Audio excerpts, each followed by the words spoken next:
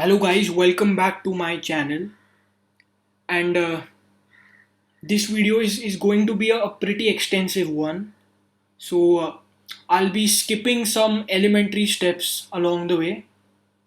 But all in all, it's going to be a really nice experience. So let's get started. Okay, so we have our problem integral, let's say I, being defined as integral from 0 to infinity of 2 times square root of x plus 3 over x squared plus 2x plus 5 dx, and I want to on side split it into two integrals. So integral from 0 to infinity of 2 times square root of x divided by x squared plus 2x plus 5 dx plus 3 times integral from 0 to infinity of dx over, I can factorize everything to give me x plus 1, the whole thing squared, plus 2 the whole thing squared.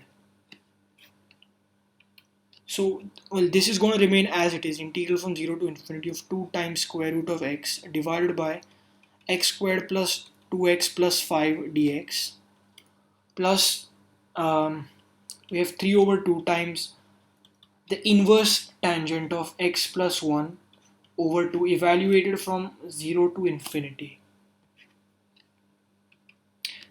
So integral from 0 to infinity of 2 times square root of x divided by x squared plus 2x plus 5 dx, and then at infinity we have pi over 2, and at 0 we have inverse tangent of half. So this is just going to be 3 by 2 times pi over 2, so 3 pi over 4 minus 3 over 2 times inverse tangent of half. And now let's deal with the first integral. I would like to do a substitution. So let u squared equal x such that 2u du is equal to dx, upper and lower bounds remaining same.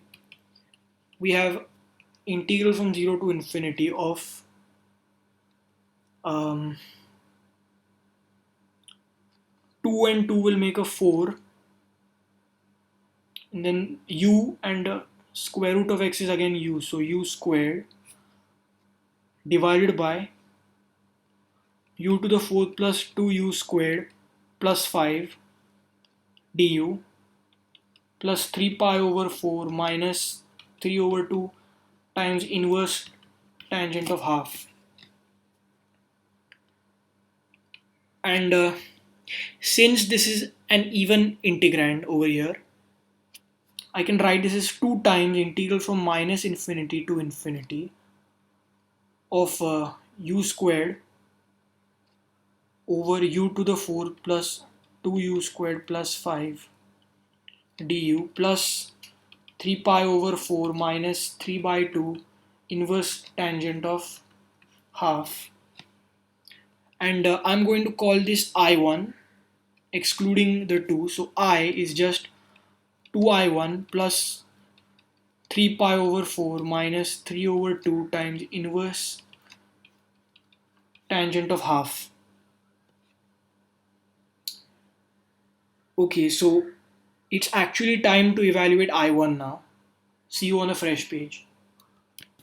So we have this expression for I1. I just defined a complex variable f of z to be just the integrand of I1, and our contour integral, or rather contour design, is going to be like this, a semicircle again, going from minus r to r and then looping back to minus r along the path gamma. And this is your imaginary axis, this is your real axis. So all in all, we can write an entire contour equation for f of z. Integral from the entire contour integral is equal to two segments, integral from minus r to r of f of z dz plus integral over gamma of f of z dz. And now let's tackle this gamma part using our natural estimation lemma. So I'm going to be quite brief with the estimation lemma. So we have absolute value of integral of gamma of say f of z dz, that's less than or equal to integral over gamma of absolute value of z squared divided by z to the fourth plus 2z squared plus 5 mod dz. And again, it's not an absolute value, it's a mod. I don't know why I keep saying absolute value. Anyways, so now again using this triangle inequality of say mod of z1 plus z2 is greater than equal to mod of z1 minus mod of z2. I basically want to convert this in the form less than equal to integral over gamma of mod z squared divided by mod z to the fourth minus 2 times mod z squared minus 5 and mod of dz on top. Now let's parameterize our path. It was a semicircle like this with radius r. So our z can be r times e to the it, where t will range from 0 to pi.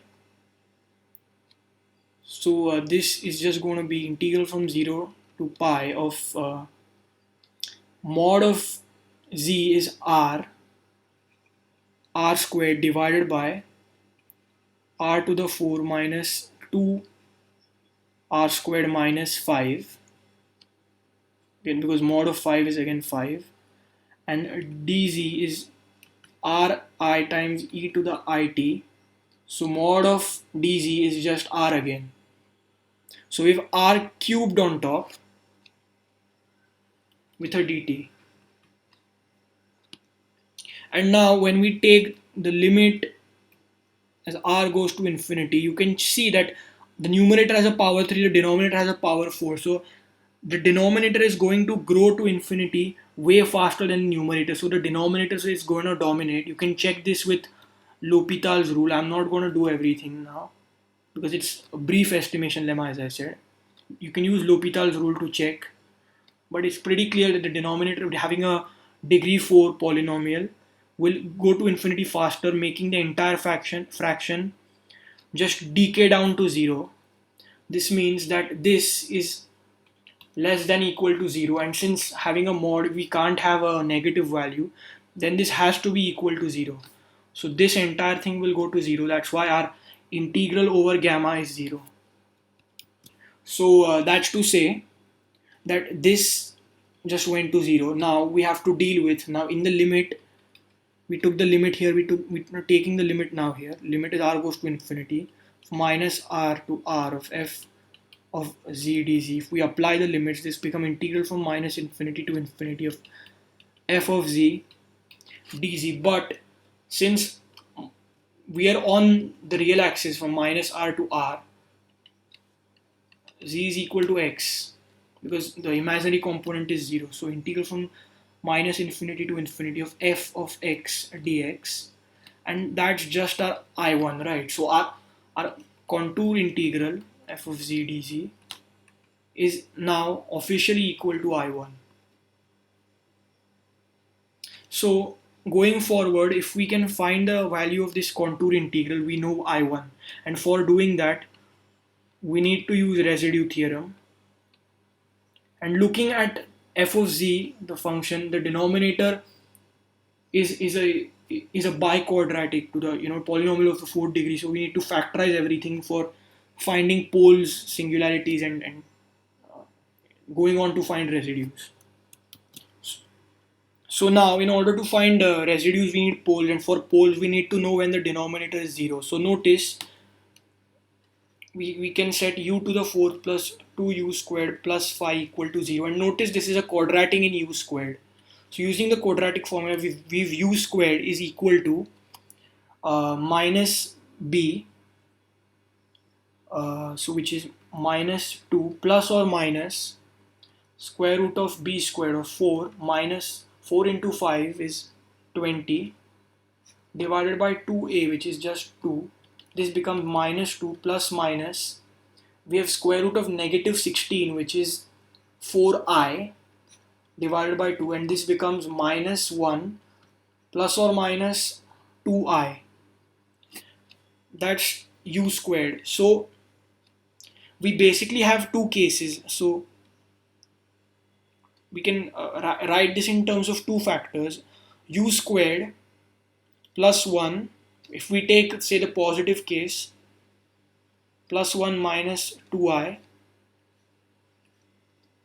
times u squared, and then we take the negative case, we have plus 1 plus 2i. That's what u to the fourth plus 2u squared plus 5 is, can be written to in terms of quadratic factors. But we have a complex number here, we can certainly take the square root of the complex number.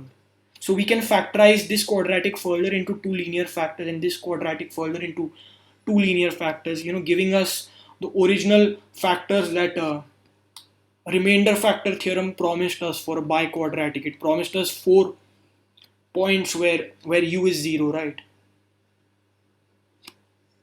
So, and they're going to be complex, as you can just see, there's already an I. So for that we need, let's take the positive first. So the positive branch, we have u squared being equal to minus 1 plus 2i, which means u is square root of minus 1 plus 2i. But this, even though it is a square root, is still a complex number. Let's say a plus bi. Now let's square both sides. We have minus 1 plus 2i is equal to a squared plus 2abi, and bi, the whole thing squared, is minus b squared. So comparing real and imaginary, we have minus 1 plus 2i is equal to a squared minus b squared plus I times 2ab. So real part is minus 1. This means a squared minus b squared is equal to minus 1. And imaginary part is 2. So 2ab is equal to 2. ab is equal to 1. b is equal to 1 over a. We can make this substitution over here. We have a squared minus 1 over a squared is equal to negative 1.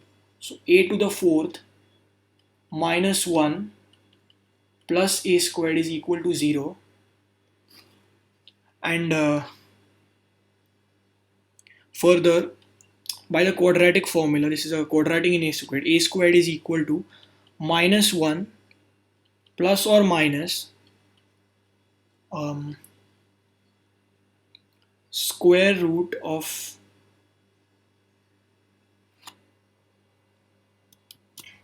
square root of 1 plus 4 divided by 2, giving us minus 1, and a has to be real now. A and b both are real, so a and b both have to be real, otherwise a plus bi would not necessarily be a complex number. Unlike our u case, u could be imaginary or complex, a b have to be real. So we have to take the positive branch, because we're taking the root finally. This is a squared, right? So taking the positive branch, the square root of 5 is greater than 1, so square root of 5 minus 1 will still be a positive value, divided by 2. This is a squared, fine, fair enough. Okay, so we found a. What's b? B is 1 over a. So if you just invert this, we have 2 over minus 1 plus square root 5. We can multiply and divide by the conjugate of this to basically rationalize the expression. And we obtain 2 times minus 1 minus square root 5 divided by, minus this minus 1 is being squared, so we have 1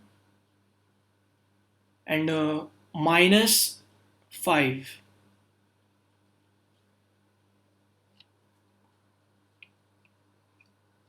So we have negative 4, that negative, this negative cancels out, we have 1 plus square root of 5 over 2, and lo behold, this is the golden ratio. But this was just b squared, right? We dealt with a squared, so b squared is 1 over a the whole thing squared. So this is b squared. So b is nothing but square root of the golden ratio, and then therefore a by this relation is 1 over square root of phi, the golden ratio. So we have, well, two factors when we took the positive branch. So this part can be broken down now into, well, because u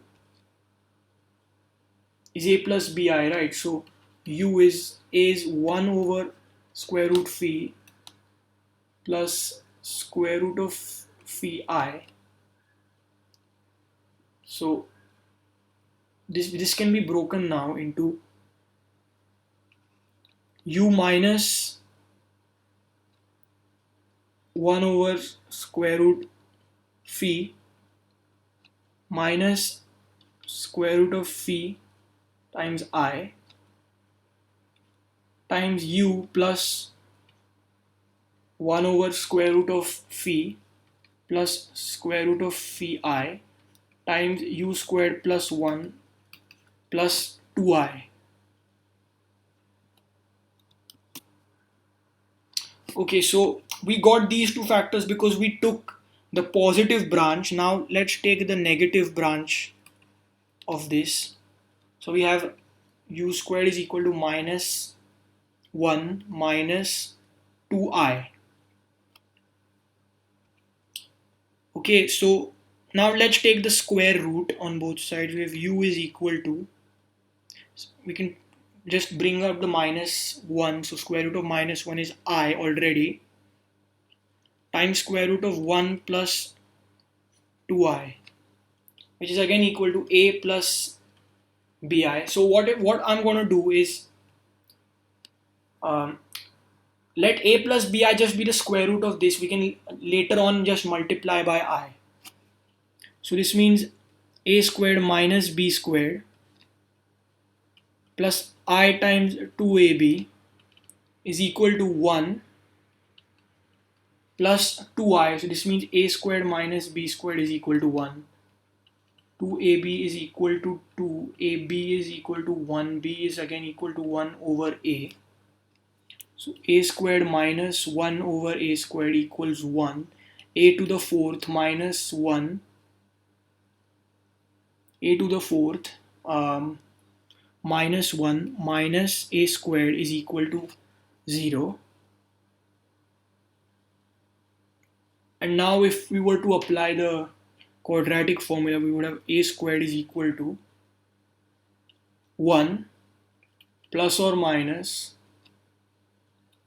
b is negative 1, so that squared is 1 minus 4 into a into c, which will make it plus 4 divided by 2, and this is just going to give us, we have to take basically the positive of this, because a and b again have to be real in order for a plus bi to be a complex number. Let's take the positive of this, 1 plus square root phi over 2, and this is again phi. So this means a is square root of phi, and b being 1 over a is 1 over square root of phi. We can just plug this back now. So this means this square root of 1 plus 2i is square root of phi plus I over square root of phi, but we still have to multiply by this I, right? When we do that, We have minus 1 over square root phi plus I times square root phi. Well, these are our factors, right? U is just equal to these things.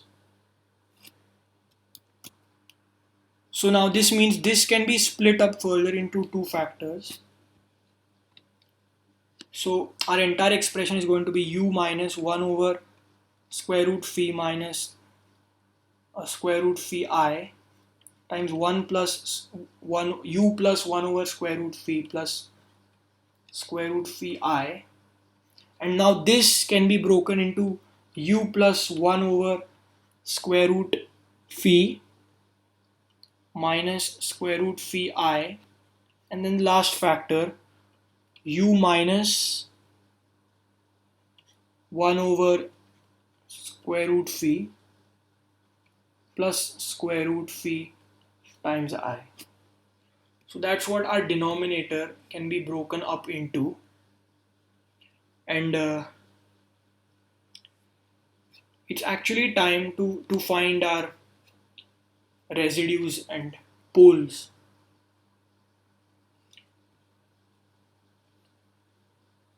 But before doing that, let's notice what's positive and what's negative, because all the positive things are going to be included inside the contour that we described, and we are only to consider those things, those poles inside the contour. We forget those poles outside the contour, like in the negative region.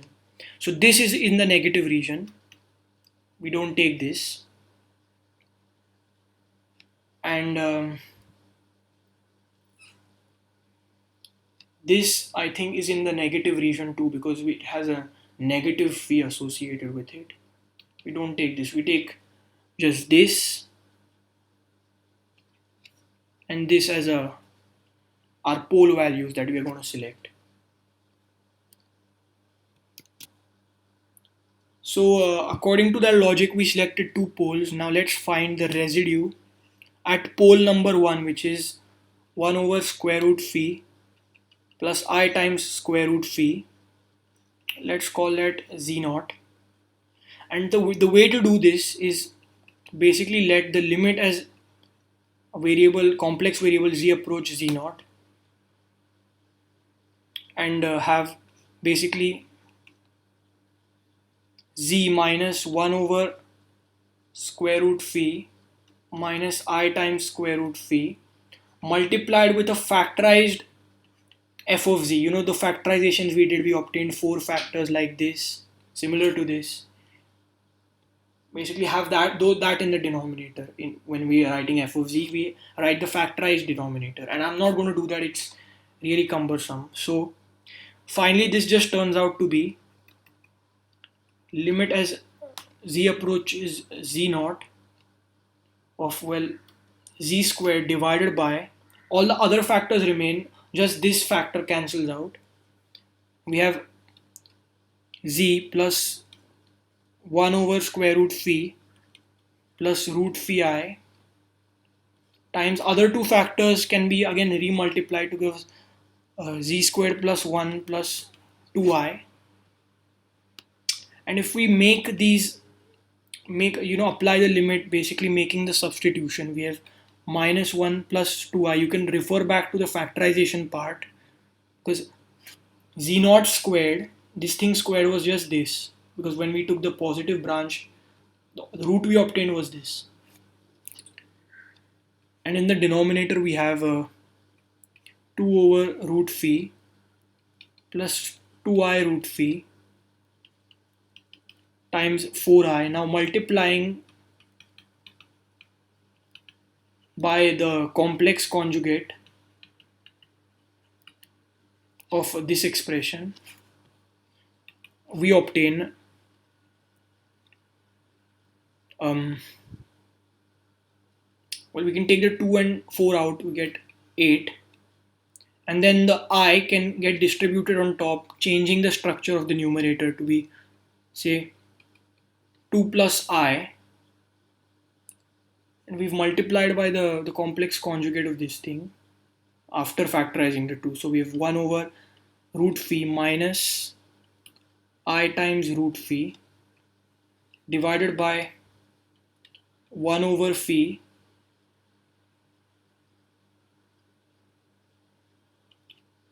plus phi.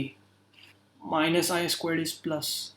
And one interesting property of the golden ratio is 1 over phi is nothing but phi minus 1, because phi is a solution to this quadratic equation.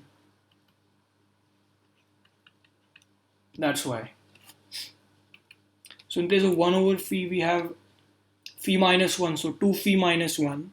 So this just becomes 1 over 8 times 2 plus I times 1 over root phi minus I times root phi divided by 2 phi minus 1. So basically that's residue number 1 z naught. Now it's actually time to find residue number 2. This is residue number 1.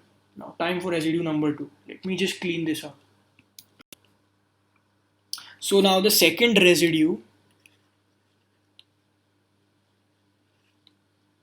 is at minus 1 over root phi plus I times root phi, and let's call it z1. That's going to be limit as z approaches z1 of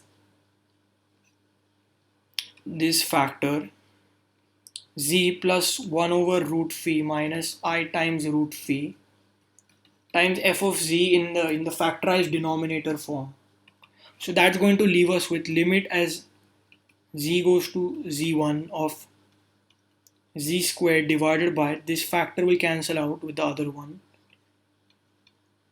z squared plus 1 minus 2i times z minus 1 over square root phi plus square root phi I. And you can go back to the factorization. Notice that z1 squared was the negative branch of the original u squared. So minus 1 minus 2i divided by minus 4i because of this. And we have a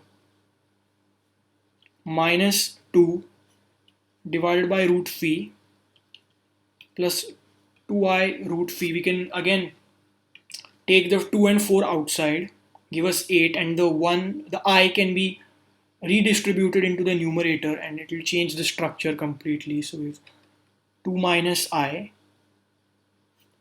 divided by 8, and we have a minus 1 over square root phi plus I times square root phi, multiplying and dividing by the complex conjugate of this thing. We have minus 1 over root phi minus I times root phi in the numerator and the denominator.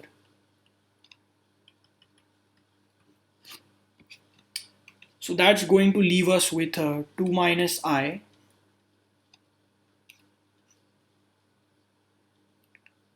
times minus 1 over root phi minus I times root phi,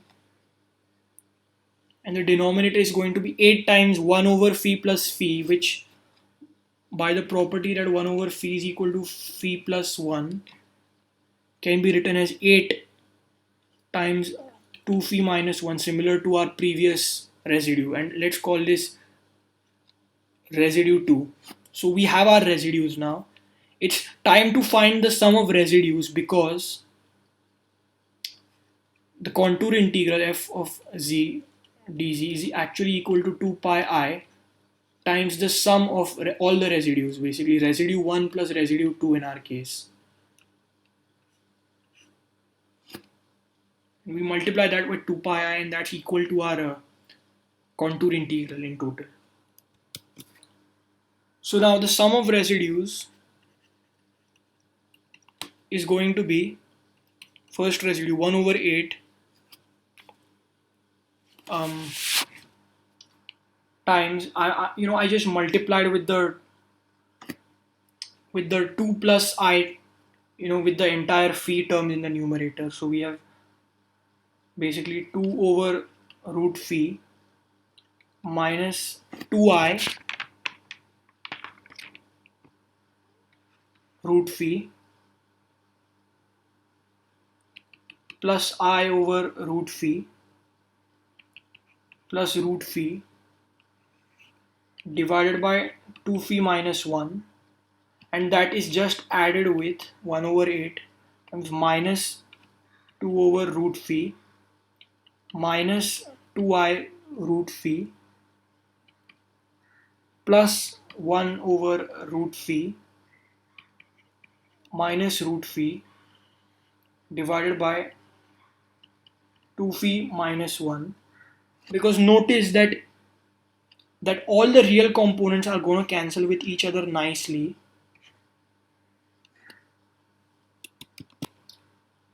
And you know why that happens? Because we are adding complex conjugates of each other. So say x plus iy, it's like adding x plus iy and the complex conjugate of it, x minus iy. So you know all the,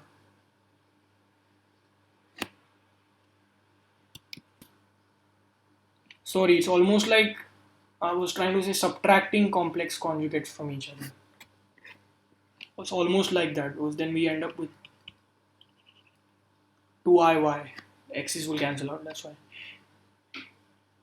So in any case, and that's nice because we anyways have to multiply by 2 pi I. These i's will get dealt with later on. So this just becomes 1 over 8 times minus 4i times root phi plus 2I over root phi divided by 2 phi minus 1. And now we have to take 2 pi I times the sum of residues. So that's going to be basically, all the cancellations are done. The 8 and the 2 will make a 4. Pi over 4 times 4 root phi minus 2 over root phi. So you look, we got everything real now because of this I. Divided by 2 phi minus 1.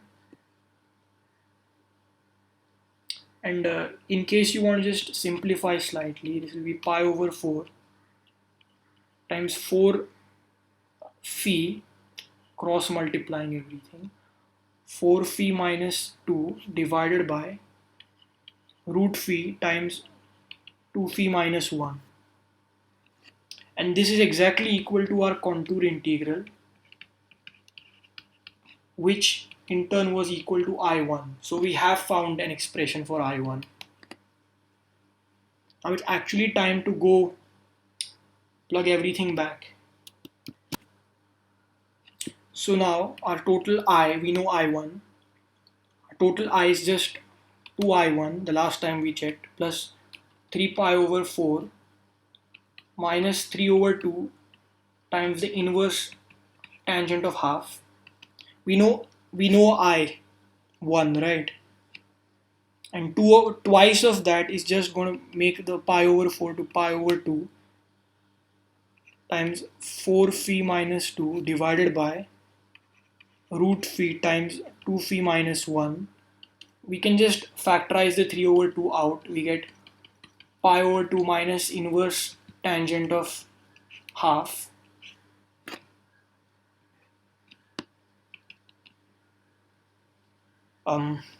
This will become pi over 2 times 4 phi minus 2 divided by root phi times 2 phi minus 1, and this by properties of inverse trigonometric function will be 3 over 2 times inverse cotangent of half. But there is another one last simplification we can do.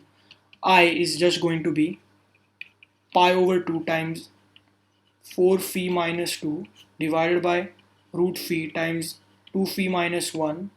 And now if we flip the argument, we have its complementary inverse trigonometric function. So that will be 3 over 2 times inverse tangent, and we flip the argument, making it 2.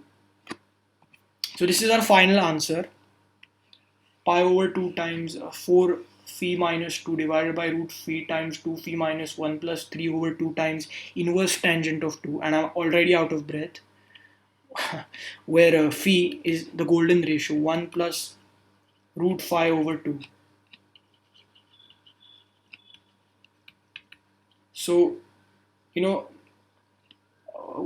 very big answer, a very Goliath like answer, but it has been quite a gold rush on the complex plane. So I really hope you enjoyed this video, guys. That's it.